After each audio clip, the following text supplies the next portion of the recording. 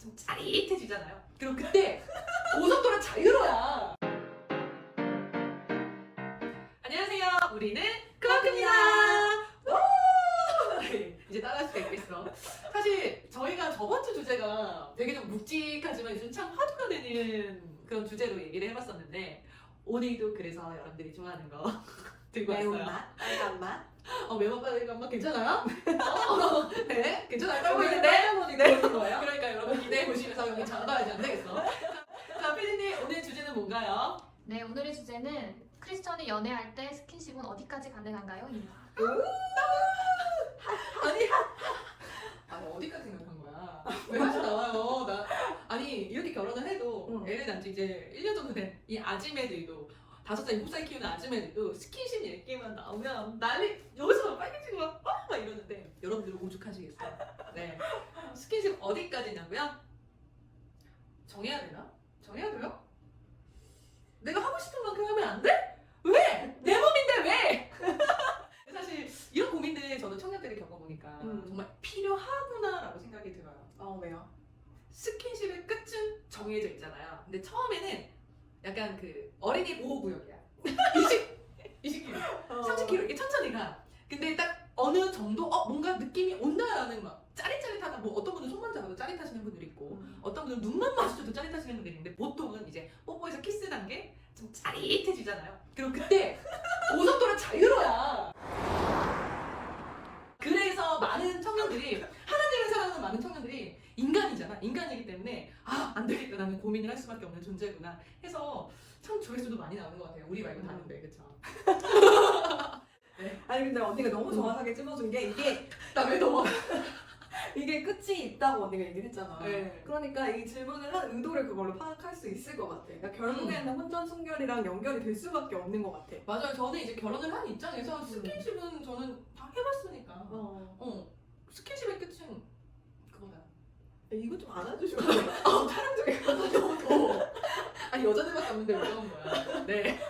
그래서 저는 그냥 스킨십 어디까지 해야 돼요? 이렇게 질문이 날라온다면 그냥 너가 혼전 순결 지킬 수 있는 그 선까지. 왜냐면 사람마다 달라요. 어떤 맞아요. 사람들은 정말 눈만 마주쳐도 확 타오르는 사람이 있고 어떤 사람들은 뭐 키스를 해도 난 딱 거기까지가 만족스러워하면서 이제 그냥 빠빠이 집에 잘 가 이런 경우들도 있잖아요. 그러니까 사람마다 다른데 내가 자유로를 탈 것 같다 하는 그 순간에 내리셔야 됩니다.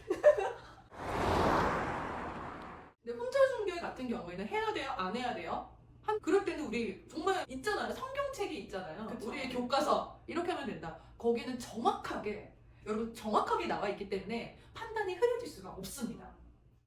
내가 사귀고자 하는 사람에게 내가 혼전순결을 했든 안 했든 간에 나는 앞으로 혼전순결을 지키고 싶다라는 것을 표현하는 것을 두려워하지 않으셨으면 좋겠어요. 맞아요. 참 네. 쉽지 않은 거 저도 알고 있어요. 네, 정말 네. 요즘 우리가 막 이런 그 사람을 사귀기 전에 여러 가지를 따지고 나의 조건에 대해서 얘기를 하는 것을 두려워하지 않고 나는 이거 되게 중요하게 생각해. 나는 결혼해서 가사 분담하는 거 굉장히 중요하게 생각해. 이런 거 얘기하는 게 되게 좀 일상화됐잖아요. 네, 그런 네. 것처럼 혼전순결도 크리스천들한테는 굉장히 중요한 가치거든요. 우리의 맞아요. 영과 혼과 그리고 육이 연결되어 있기 때문에 이런 거를 미리 얘기를 하고 나는 이것이 굉장히 나한테 지켜주고 싶은 가치이다. 이런 거를 명확히 내 스스로 결단해야 나올 수 있는 거거든요. 속으로 먼저 결단하시고 입 밖에까지 얘기하는 것을 연습해 보시고 정말 실천해 보시길 바랍니다. 와, 실천하고 났을 때 얼마나 자유로울까요? 뭔가 되게 날개가 달린 것 같은 그런 느낌. 맞아요. 그 자유로움도 자유로움이지만 내가 그걸 얘기했을 때 그거에 동의하고 함께 해줄 수 있는 짝을 만난다는 건 더 큰 기쁨입니다. 완전 그건 복이죠. 복. 큰 복.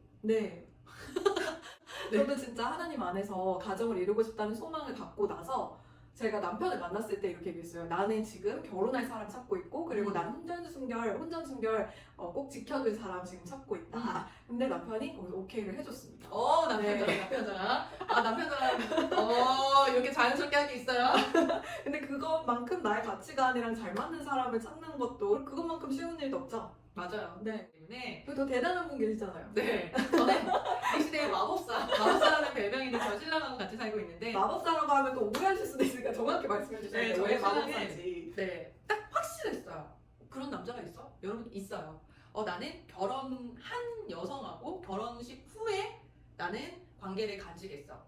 그래서 정말 결혼식 하고 다음날 신혼여행 가서 저희는 처음으로 시간을 가졌었는데 그만큼 동화 속에 나오는 남자 현실에도 있다. 그래서 정말 나는 지금 혼자 순결을 지키고 있는데 없을 것 같아요 라고 생각하시는 분들이 계실 텐데 또 있습니다. 있기 때문에 여러분들 그 뜻을 굽히지 마시고 꼭 좋은 형제님과 만나서 혼전 순결, 그 순결함을 한번 경험해 보셨으면 좋겠습니다. 네. 하지만 과연 하나님께서 우리에게 딱 한 번의 기회만 주셨을까? 했을 때 이미 순결을 지키지 못하고 있는 사람들이 교회에 대해 더 많을 수도 있어.